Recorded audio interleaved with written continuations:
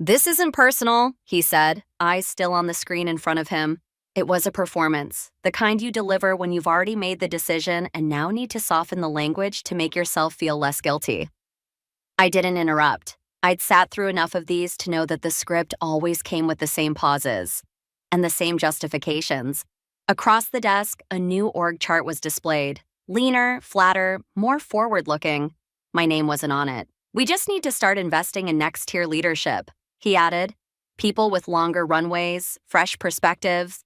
I waited for him to finish. Then I said what I always say when someone tries to reframe an erasure as opportunity. "Understood." I didn't argue. I didn't offer context. I let the sentence settle, sharp and clean. "My name is Helen Voss. I've been with Lent and Parr Financial for 19 years. I've survived 5 regional restructures, 3 executive shakeups, and 2 attempts to centralize enterprise account strategy. I don't lead with charisma. I lead with consistency. Until recently, I was the senior relationship lead for our top-tier corporate accounts. My portfolio covered a dozen clients. Long-standing, high-value, no drama. The kind of clients who don't shop around. They renew because they trust. Not marketing slides, not metrics, people. That's the part Graham Vail didn't understand. He's new, 42, fast, fresh from another division where performance came in bursts, not over decades. The kind of leader who believes succession planning is about optics, not timing. So when he was promoted to lead our division, his first move wasn't to learn the structure. It was to replace its face. He brought in someone immediately. Jacob Liu, early 30s, ambitious, courteous in public. The kind of employee who introduces himself in meetings as here to learn but starts rewriting the notes halfway through. I was told, without request or consultation, that Jacob would begin shadowing me. The email read, "To ensure long-term continuity, we'd love to have Jacob start absorbing key client rhythms. Let's ease the transition while you move into a more strategic role." I read it twice. There was no role, just the word, no clarity on what strategic meant. No revised scope, no briefing, just a polite nudge off the main track. From that week on, Jacob began joining calls, offering summaries, smiling through silences he didn't yet understand. I said little. Clients weren't rude, but they hesitated more. One of them, Ellen from Delvright Logistics, sent me a note after a meeting Jacob had led. "Is this a permanent handoff? Just want to be sure before we finalize Q4? I told her the same thing I told myself. Nothing permanent, just internal coverage realignment. But I knew what it was. I wasn't being phased out of relevance. I was being quietly removed from visibility. 2 weeks later, I logged into the internal dashboard and saw it clearly. Revenue lines intact, but my name was missing from the relationship column. Still delivering, just not counted. They hadn't changed the system, just the story. By the end of that quarter, my name had disappeared from everything except the actual results. In leadership briefings, they referenced team-managed renewals. In internal decks, Jacob's name appeared beside charts he hadn't contributed to. In the CRM, my ID still processed every quote, every update, every signed contract. The handoff wasn't real. But the narrative was being rewritten anyway. Jacob began taking more space, subtly at first, starting meetings, reframing my prior decisions as team outcomes. Then more overtly, forwarding clients' templates I had built from scratch with his initials at the footer. I watched it all, silently, not because I was confused, because I was measuring. One afternoon, I received a message from Delvright again. Ellen, their CFO, had reviewed a revised proposal sent by Jacob. She copied me at the bottom of the thread with a short note. "Can you confirm these adjustments align with the original scope we discussed? Some elements look unfamiliar." I replied with precision. "The revisions appear recent. For clarity, I suggest reviewing the archived scope document dated May 12th. Let me know if I can assist further." It wasn't a correction, it was a reminder that trust remembers where it started. Hours later, Ellen followed up with an internal contact at our firm, escalating her concern about shifting points of contact and unacknowledged changes in contractual language. No one responded, but I saw it because I never disconnected from the system.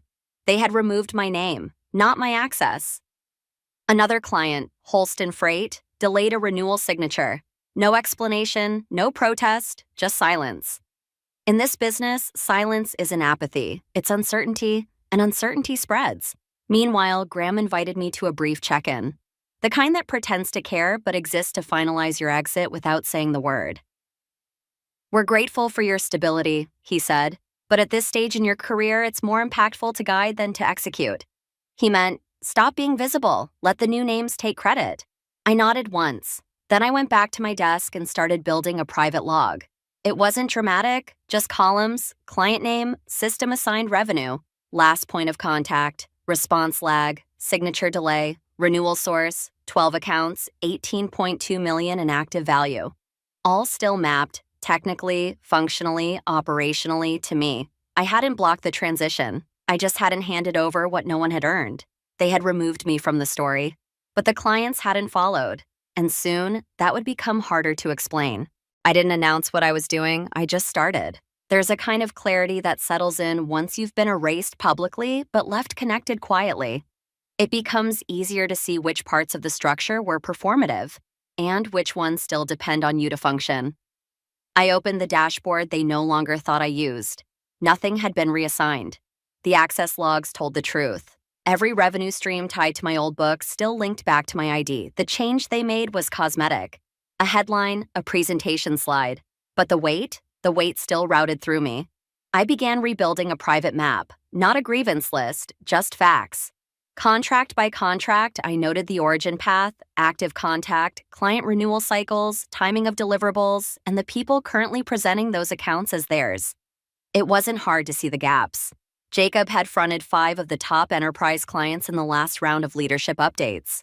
But internally, he wasn't connected to any of the actual contracting logic. His name didn't appear on the original quote trails. His sign-off authority hadn't been configured in the system. He was presenting relationships he didn't technically control, and clients were starting to feel that mismatch. One delay turned into 2. Calls that used to resolve in a day stretched over 3. Approvals came with questions that hadn't been asked in years. I kept notes, quietly, consistently. For each hesitation, each misstep, I logged the timeline. But I didn't stop there. I reached out, casually, to someone who used to sit 2 floors below me. Tina, now in finance ops. Years ago, she was the one who flagged a missing contract signature that saved us from a multi-million-dollar exposure. She had a good memory and no reason to owe Jacob anything. I messaged, "Do you know who's technically assigned to the Lyrics account right now? I'm seeing odd routing in the approval trail." She replied within the hour. "Still you, it never changed. Ops assumed you were still holding it for stability." Of course they did, because no one had told them otherwise. I asked for nothing else. I didn't push, but I made a note. Ops still recognizes original authority paths. That meant if something failed, legally, structurally, or contractually, my name was still the endpoint. They had removed me from visibility, not from responsibility, and that was a dangerous gap. Not for me, for them, because you can silence a voice. You can't silence a signature. Jacob had started using my templates, not inspired by, not adapted from. The same headers, the same phrasing, the same color code I used to separate client risk tiers. I didn't need confirmation. The files told me. I'd embedded soft flags into every one of my base proposal structures. Little things no one notices unless they're looking. A comment tag here, a locked formula there. Hidden metadata, invisible on screen but traceable in version history. The flags were showing up again, in slides I hadn't touched, in files Jacob was forwarding. He was moving fast, but not carefully. He changed cover slides, added his name, reworded a sentence here or there, but the scaffolding remained intact. Mine. It wasn't theft. It was assumption. Assumption that what I built was generic, transferable, that clients would respond the same way no matter who delivered it. But relationship infrastructure doesn't work like that. It's not just the format, it's who's holding the pen. One afternoon, a client from Holston Freight, a notoriously detail-oriented group, sent Jacob a note after receiving a revised onboarding schedule. He had shortened it by 2 weeks and removed one of the optional workshops. They'd never asked for that. They responded with a single question. Was this timeline approved by Helen? I wasn't copied. I heard about it from Ben, who sat on the integration team and still defaulted to me whenever clients started getting nervous. I asked him what Jacob replied. He said, "You're no longer involved," Ben told me. But the client didn't look reassured. Of course not, because removing someone from a relationship doesn't erase their impact. It just makes everything feel unstable. And for enterprise clients who bet millions on consistency, instability is the only red flag they need. That night, I reopened every proposal Jacob had modified in the last 60 days. He had reused 7 of mine, directly. 4 were still showing my internal file codes. 2 had old rate tables that hadn't been updated to reflect our new pricing model. 1 had a legacy term clause I'd sunsetted 6 months ago. He wasn't just cutting me out, he was dragging outdated strategy into active negotiations, without knowing it. The risk wasn't emotional, it was operational. If a client signed something flawed, legal would trace it back, and right now, the trail still ended with me. I built a log and labeled it plainly. Displaced authorship, uncontrolled reuse. Not for drama, not for confrontation, for containment. Because systems don't implode from ego, they crack from negligence. And Jacob, unaware, unchecked, unqualified, was pushing the structure into places it wasn't designed to go. The final thread that week came from a quiet corner. Ellen from Delvright Logistics. She sent me a message. Just me. No one copied. We were reviewing the latest renewal package. I asked if you were still involved. Jacob said no. I just want to hear it from you before I sign anything. I read it 3 times, not because I didn't know what to say, but because I knew the answer wasn't just about this renewal. It was about trust that hadn't been transferred, only redirected. I replied, I haven't been involved in the latest revision. If you're unsure, delay. A misaligned agreement isn't good for either side. Her reply came quickly. Then we'll hold, thank you. No fanfare, no escalation, just a subtle shift in pressure. Not against me, against them. Because when clients start delaying for reasons no one wants to name, it's not just a sign of discomfort, it's the start of collapse. It started with a pause, not a confrontation, not a collapse, just hesitation. Ben messaged me early that Monday, no preface. You still have visibility on the Holston contract, right? I answered with a question. Why? He replied, Jacob uploaded a revised version. Client said it doesn't match their terms. Legal's asking who last touched the original. I opened the file. Same structure, same variables. Except one thing, the escalation clause had been removed. Quietly. No red line, no comment trail. That clause had been inserted 2 years ago after Holston had a vendor breach. They'd insisted it stay in all future contracts. It was non-negotiable. Jacob had overwritten it, probably without even realizing what it was. Ben didn't say it, but I could read it between the lines. They were waiting for me to step in. I didn't. I just replied, the original is archived, time-stamped. Legal knows where to find it. That same afternoon, I noticed something else. 3 internal files went offline. Shared docs, previously public inside the team folder, now locked for access clarification. It was the kind of move ops only makes when someone has raised a concern, not formally, but firmly enough to get their attention. The concern wasn't loud. It didn't need to be. It came from silence. Delay, discomfort, clients asking questions like, who approved this version? Why was this detail changed? Is Helen no longer involved? Questions that don't accuse. They just unsettle. The next morning, I passed Derek in the hall. He's mid-level in revenue tracking and famously apolitical. He stopped me. Quick question, he said. How many of your accounts have been officially reassigned? I shrugged. All 12 are still under your identifier, he added. At least in the revenue mapping. I didn't respond. But that was the moment I knew. Someone outside the narrative was starting to look at the numbers. And the numbers told a different story. Jacob might have been the one presenting updates, but I was still holding $18 million in recurring contracts, on record, in system, and in client memory. I didn't need to expose it. I just needed the right people to start asking why the system hadn't caught up. Later that day, Ellen, still holding Delvright's unsigned renewal, sent one line. Has anything changed on your end? I replied, not officially, but if it feels different, you're not wrong. She didn't follow up. She didn't need to. That silence, it spread, because the moment clients stop trusting the name on the contract, it doesn't matter what the dashboard says. The system has already started to unravel. It broke during a renewal that should have been routine. Holston Freight was scheduled to sign off on a 2-year extension, $3.1 million, phased billing, standard structure. I'd built the original framework. The terms hadn't changed in years. They were steady, predictable, until they weren't. Legal pinged me mid-morning.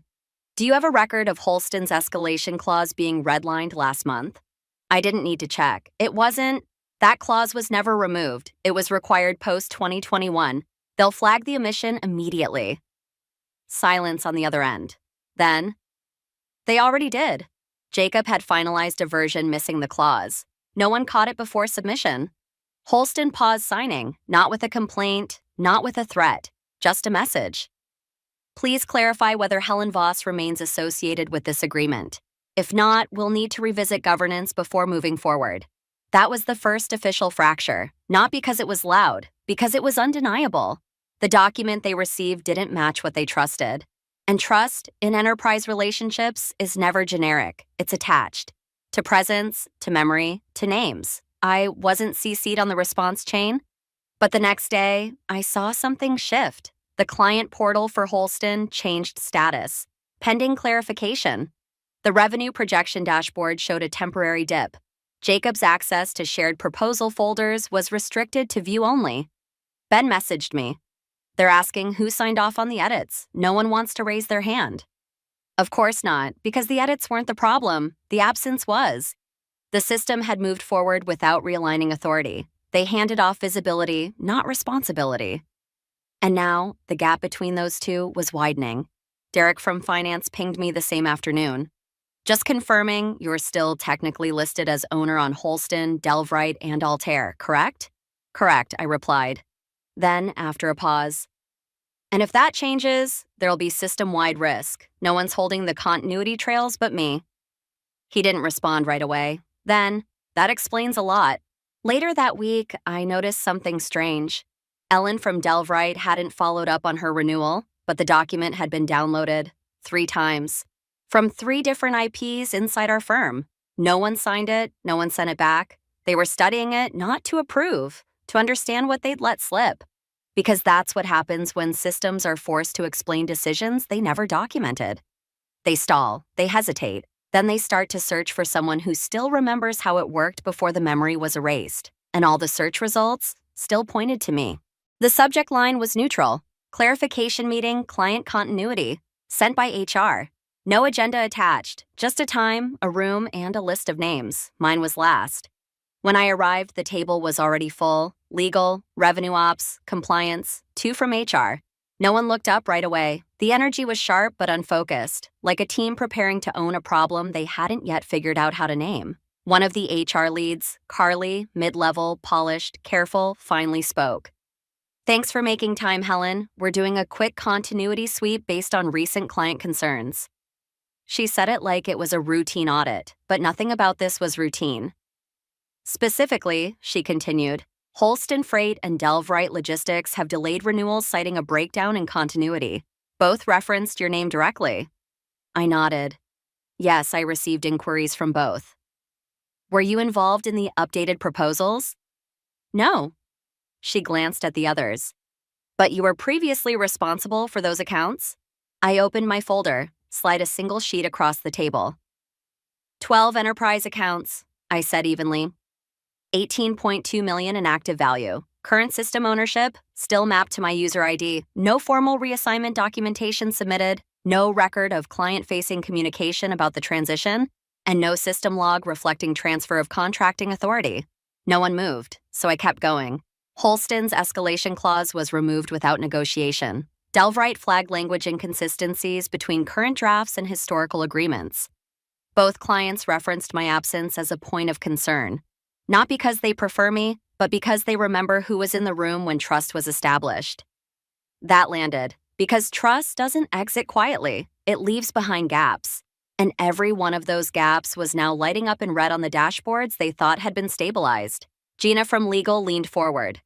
So to be clear, Jacob's authority was never formalized. I met her eyes. No handover plan, no authorization chain, no client acknowledgement. Silence again. HR shifted tone. Helen, we know this wasn't your doing, but given the urgency, would you consider stepping back in, just short-term, to restore the relationships? I paused. I'm not sure the relationships are broken, I said. They're just waiting for the silence to stop. Carly asked, then what would it take to fix this? I stood. I didn't come here to fix anything. I came here so you'd know where the pressure started shifting. Because you're not dealing with a personnel issue. You're dealing with a memory issue. No one replied, but I saw the signals, small, silent, systemic. After the meeting, Jacob's name was removed from the Delvright tracker. The Holston folder was relabeled Escalated Oversight. 3 internal proposals were pulled back for full audit review. By end of day, I received a ping from Derek in finance. Just a heads up, your ID was restored to the client attribution matrix. No announcement, but someone's trying to fix this quietly. I didn't reply. I didn't need to, because the system wasn't correcting itself out of principle. It was correcting itself out of necessity. And necessity always remembers who was holding the weight when the floor first cracked. It didn't unravel in a meeting. It came in writing. Delvrite Logistics submitted a formal statement through their legal counsel. It was brief, clear, and deliberately phrased.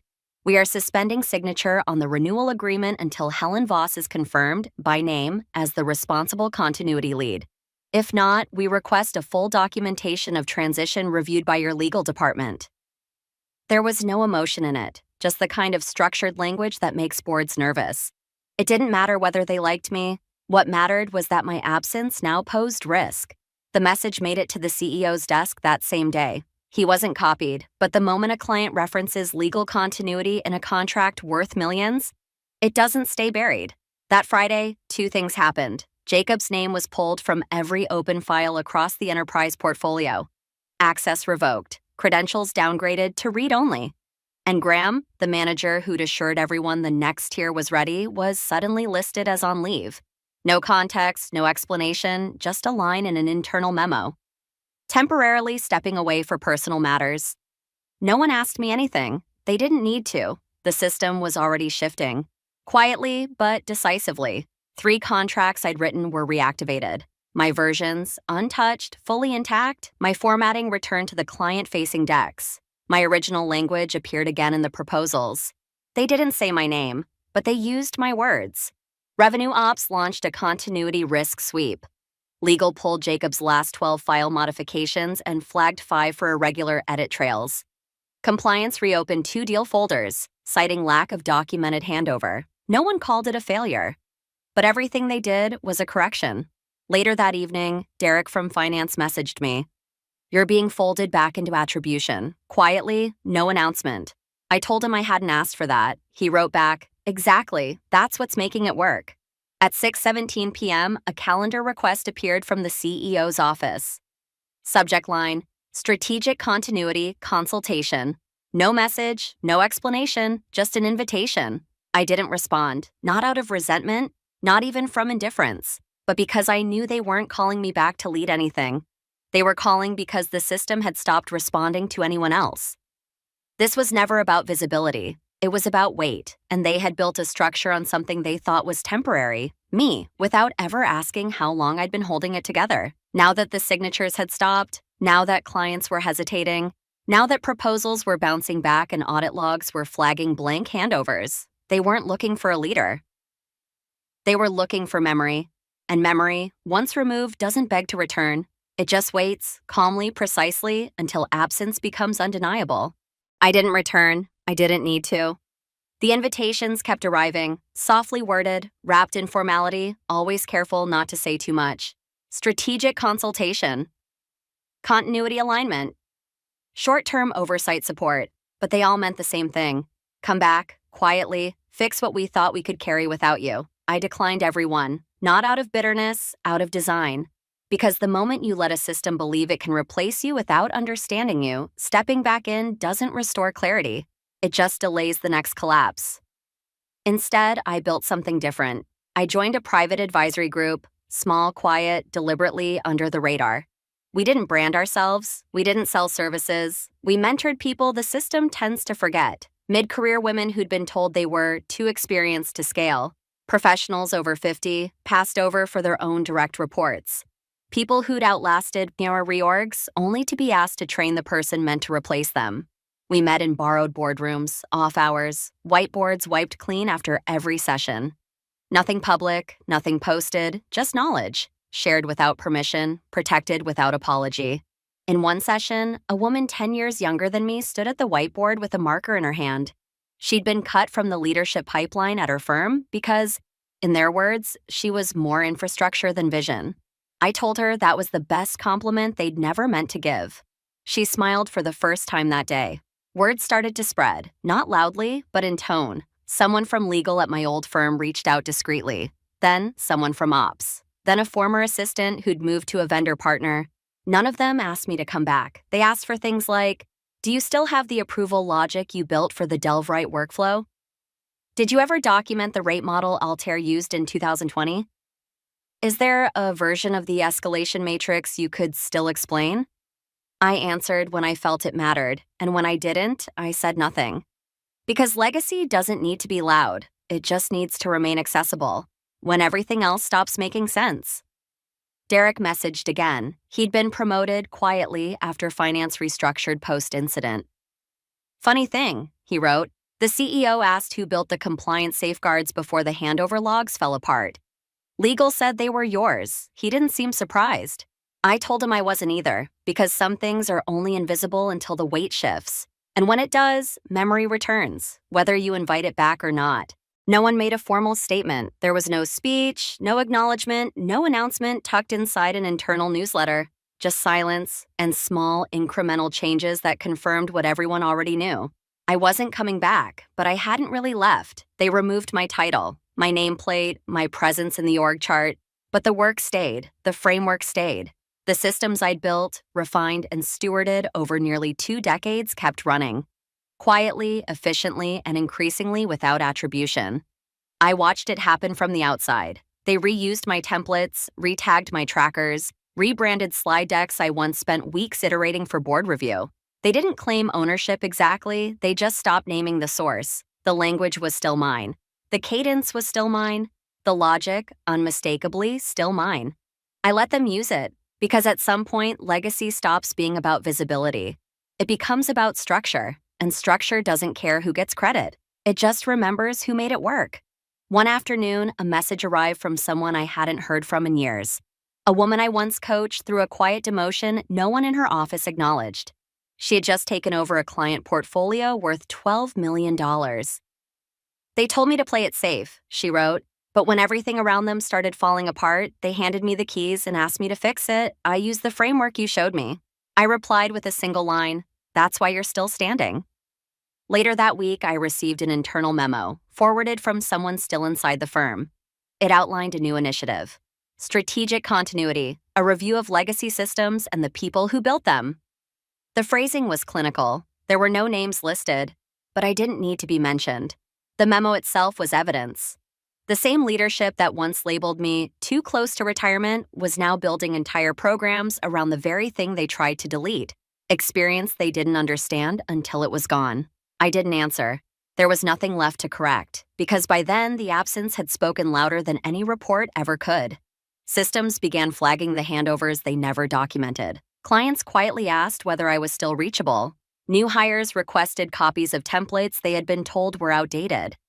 And compliance began tracing risk points, not to malice, but to memory loss. They hadn't replaced me. They had just paused long enough to realize what happens when you try.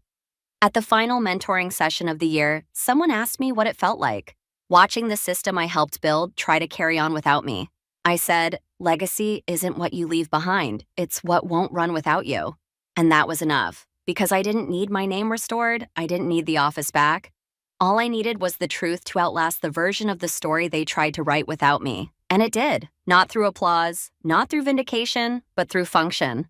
And the quiet, undeniable fact that everything they thought they'd moved on from was still holding everything up.